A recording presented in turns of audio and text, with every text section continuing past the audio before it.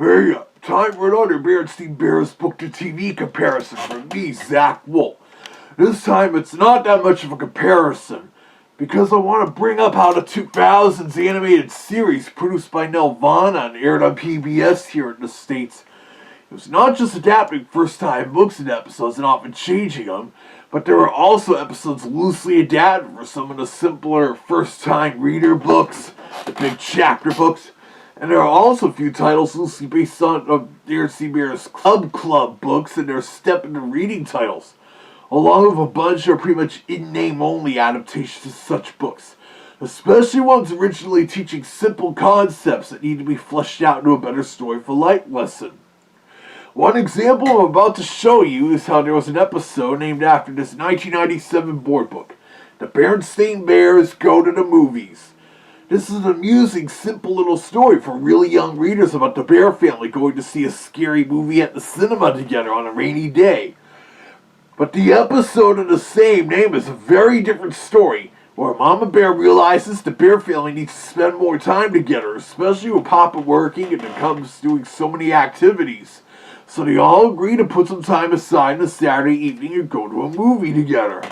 But then they run into numerous delays beyond their control, including dropping off one of Papa's woodworking jobs for the squire, running out of gas on the way to the cinema, and then managing to find their babysitter Mrs. Grizzle's cat. And then it starts raining and they can't get her convertible top up. And so by the time they get to the cinema, all the shows are sold out. Geez, were they showing a lot of really popular movies at once that motivate nearly everyone in Bear Country to go see them?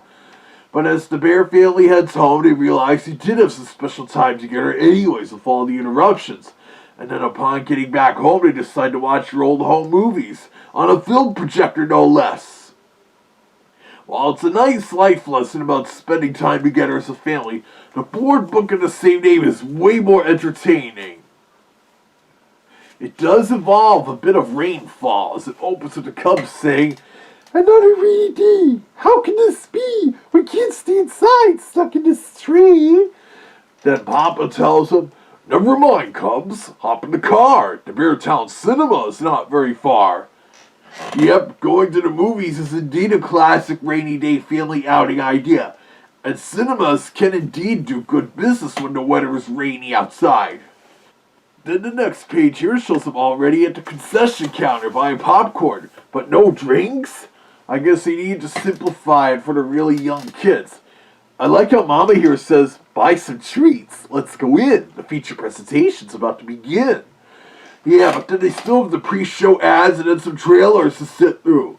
The cinema I usually go to, the advertised showtime is typically when the pre-show commercials finish and the trailers start. No fooling. When I was there nearly 2 months ago to see The Bad Guys 2 with a friend, they played 8 trailers before the feature presentation. Jeez. Then when they're in the actual theater, Papa Bear says out loud, "Down with the lights, on with the show. I've got my popcorn and I'm ready to go."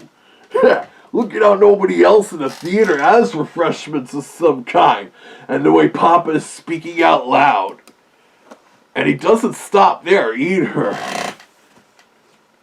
When the movie begins, Papa reads the title screen out loud. "Attack of the Swamp Swine." And as the movie goes on, the rest of the Bear family keeps talking. "Watch out, Professor. The slime is starting to rise. Papa, can you see the movie with the heat of your eyes?" Yeah, you'd think they would know better than to be yakking away in the theater like that, disrupting the rest of the audience. I'm surprised they didn't have anyone shushing the Bear family. Then again, like I said, this is a short, simplified board book for beginning readers, but it's still an amusing story. Then it ends with the Bear family driving home, with the rain having suddenly stopped and the sky clearing up. As they drive home here, Papa says, "Mama, our Cubs have gotten a terrible fright. May we all sleep with the lights on tonight?" Ha! More like Papa was the only one who got such a terrible fright, with brother and sister not having found the film as scary. An amusing inverse of the old kids shouldn't watch horror films plot device. Of course, Papa Bear was always known for being the bumbling father archetype. And I remember how the 1980s animated series really took it too far. And I heard how Stan Berenstain wasn't too pleased with that. But despite his Jan Berenstain not being as involved with the 2000s series, he found Papa's portrayal in that series much more acceptable and truer to his Jan's books. And I do have to agree with that. Even if Papa doesn't occasionally shout or lose his temper the way he does in the books. I've already talked a lot about a common criticism for the 2000s animated series was it being really toned down in comparison to the books. And especially the 1980s series, with nobody raising their voices or anything like that. But this book doesn't really have such instances, so if anything, this could have still been implemented into the TV episode of the same name Go to the Movies. Of course, I've already ranted about how the show's adaptation of The Bad Dream was completely changed. The way it changed the Space Grizzlies from an action figure line and major motion picture to a Buck Rogers-esque serialized TV show that introduces a villain who scares the cubs, mostly Sister, even though brother ends up having nightmares about Sleezo as well.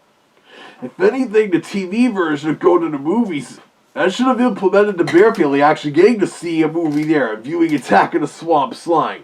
That could have been a good way for that particular show to work in that kids shouldn't watch horror films trope, but subverted a bit with Papa still being more terrified of the movie than the Cubs.